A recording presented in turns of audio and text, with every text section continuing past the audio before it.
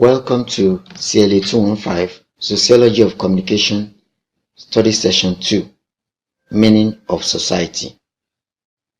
Introduction.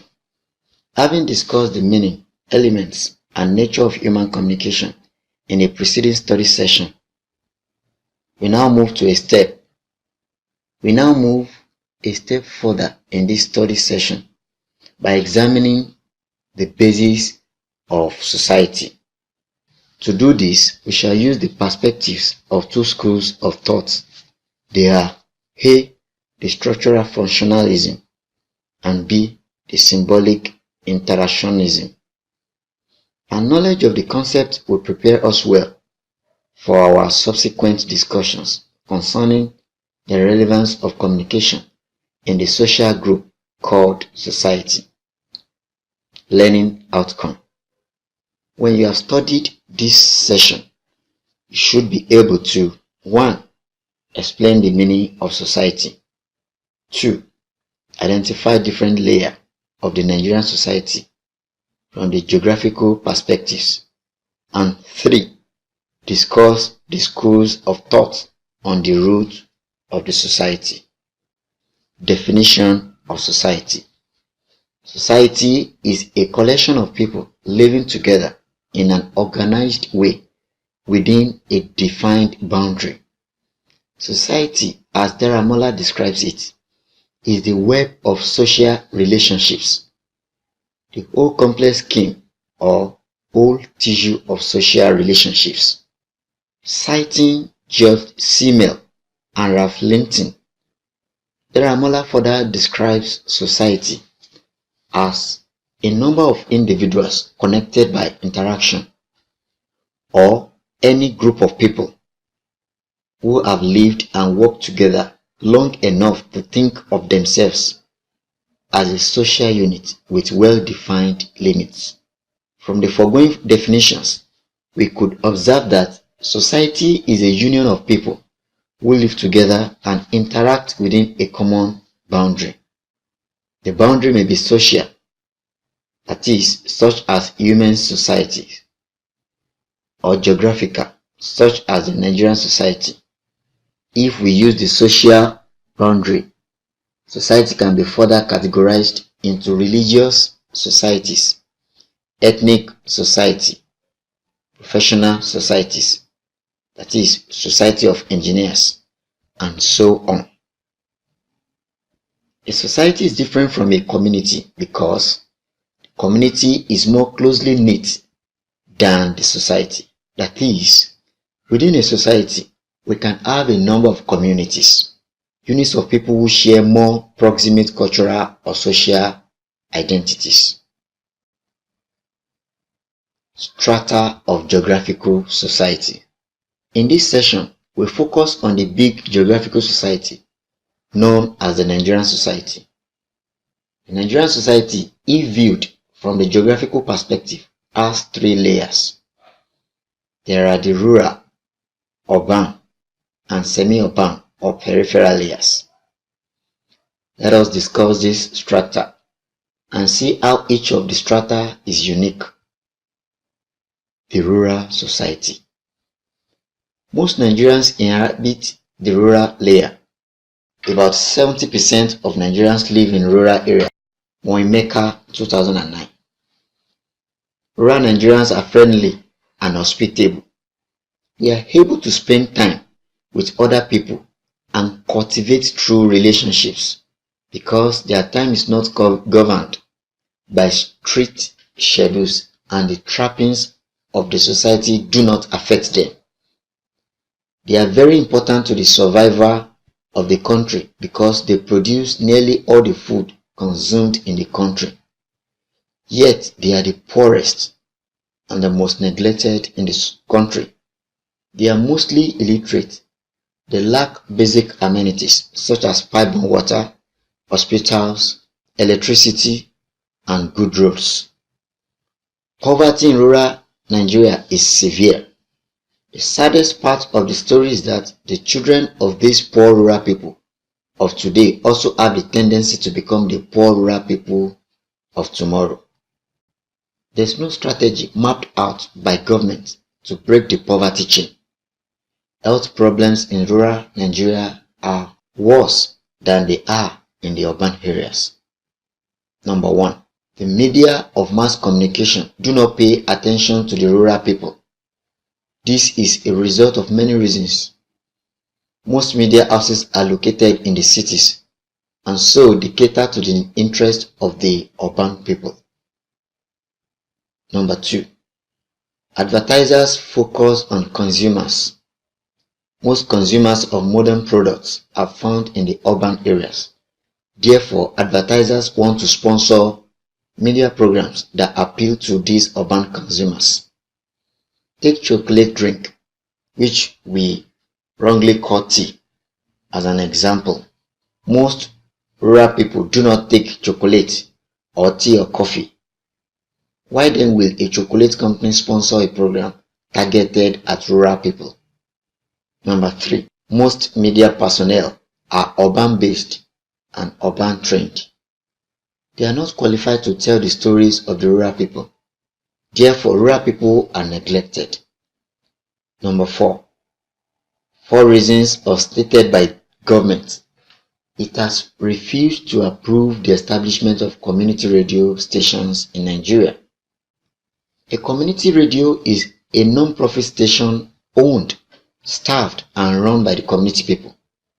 Because there are no community radio stations in Nigeria, the rural people do not have access to the broadcast media as active message makers. They are mere passive message consumers. The conventional radio system in Nigeria is highly elitist and urban-centered. In terms of program contents and mode of delivery, the grassroots are alienated. Their languages, identity, needs, and hope are neither recognized nor protected by radio in Nigeria. The coming of mobile telephone, specifically the GSM in Nigeria in 2000, has remarkably bridged the gap between the rural dwellers and others in terms of the difference in the tele density. Many rural communities now have access to GSM. However, the difference between the rural and other areas in terms of tele density has not been completely removed. Many rural communities in Nigeria still do not have telephone signals. For communication, rural Nigerians depend on traditional methods of communication such as town crier and symbols. They also depend on newspapers from the cities. Where rural newspapers exist, many are written in English, which is alien to most rural people. The periphery. The periphery or the suburban people are those who reside in areas that are not clearly urban or clearly rural. This category of people also includes squatters in urban areas and slum dwellers. Most of these people have been lured by the promising glitter of city life. When they reach the city, they become completely disillusioned because what imagined before coming to the city are not actually there. The dreamed glitters are a mere mirage. Having settled in the city or areas close to the city, they eke out a living there, doing menial jobs. They have a high tendency to get involved in illegalities. These people are poor, they live in squalors, and are largely illiterate. Their poverty may also be intergenerational. The urban. The urban Nigeria is made up of the upper class, rich people, highly formally educated. They have social amenities, even if these are not adequate, such as electricity, water, pipe-borne or dug-out well. A large portion of the nation's resources is spent on maintaining these people. Though they have these amenities, their lives are not without problems. Incidence of crime is higher in urban areas than in rural areas. Most houses are walled to the sky. and many communities within the urban areas are gated. Not only this, they do not have the neighborliness and brothers keepers mentality of the rural people. Life in urban Nigeria can be busy, choked, and even lonely. Air and noise pollutions are common urban problems. Because of air pollution, certain lung diseases are more rampant in urban areas than rural.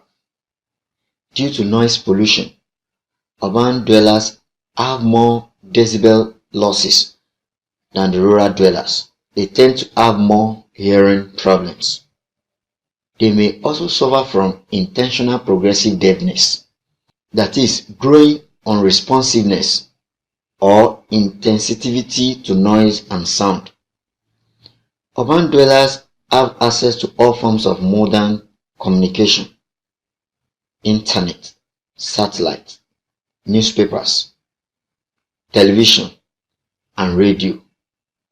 Can afford recharge cards to call friends and family, and they may be very current. But this access has not tended to contribute to civic engagement. Many urban dwellers are apathetic to community projects and even politics. Not only this, the access may have also contributed to withdrawal from interpersonal interaction and interpersonal communication. Still on communication in urban areas, urban dwellers are likely to suffer from information overload because there is information coming from too many channels. They are likely to get overwhelmed and submerged in the pool of information. The root of society. In our attempt to explain what constitutes society, what makes society possible, or how human society operates, we shall consider two schools of thought. These schools of thought are: 1. The structural functionalism perspective. 2. The symbolic interactionism perspective. Daramala 2005. Let us discuss these two perspectives. The structural functionalism. The structural functionalists believe that the core ingredients of human society are the structural elements such as roles, status, rules, institutions, languages, and general systems of thought control, e.g., constitution, regulation. In the opinion of this school of thought, human society is possible because individuals acquire and internalize the norms, values, and mores that get acceptable conduct within the social setting. Through the process of socialization, members of a human society acquire these social norms and values and become acceptable members of the society. When members acquire these values, the individuals become self-regulating or self-writing persons and voluntarily perform the roles expected of them in acceptable manners. As long as members of a social group imbibe these values through socialization, society will continue to exist, function, and transit from one generation to another. On the other hand, a human society will cease to exist as an orderly social structure as soon as members fail to acquire the structural elements we have already identified. Talcott Parsons is one of the notable proponents of structural functionalism as a school of thought to explain the basis of society. Daramala 2005. The symbolic interactionism. This school of thought believes that human society is possible because members interact, transact, and form relationships among themselves. What defines or constitutes society is what members of the society bring to it in terms of their interaction and relationship. Through these social interactions, society becomes a cooperative entity a sustained moral and social order. According to the leading proponent of this school of thought, George Herbert Mead, Daramola 2005, society will continue to exist as long as its members continue to interact, transact, and perform their civic responsibilities. This means that society is anchored on the framework of meaningful social interactions among individuals, groups, organizations, or institutions that constitute the society. It is through these social interactions that people exchange ideas, knowledge, thoughts, feelings, emotions, experiences, and information.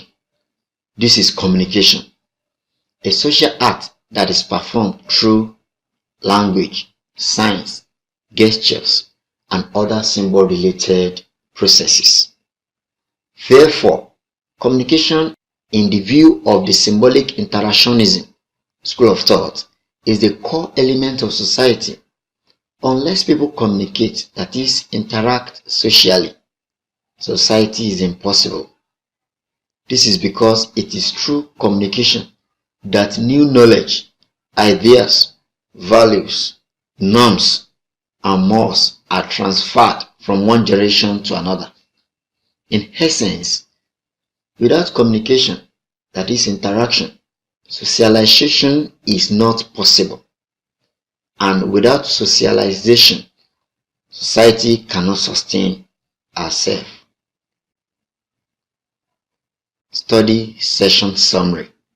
In this study section, we have discussed the concept of society as a unit of social relationships or interactions among people of a common boundary. The common boundary or limit may be social or geographical. We have also identified and explained the geographical strata of the Nigerian society. These strata are the rural, peripheral, and the urban layers. We further identified and discussed two schools of thought from whose perspective we can explain how society is possible. These schools of thought are the structural functionalism perspective and the symbolic interactionism perspective. End of study session 2. Thanks for listening.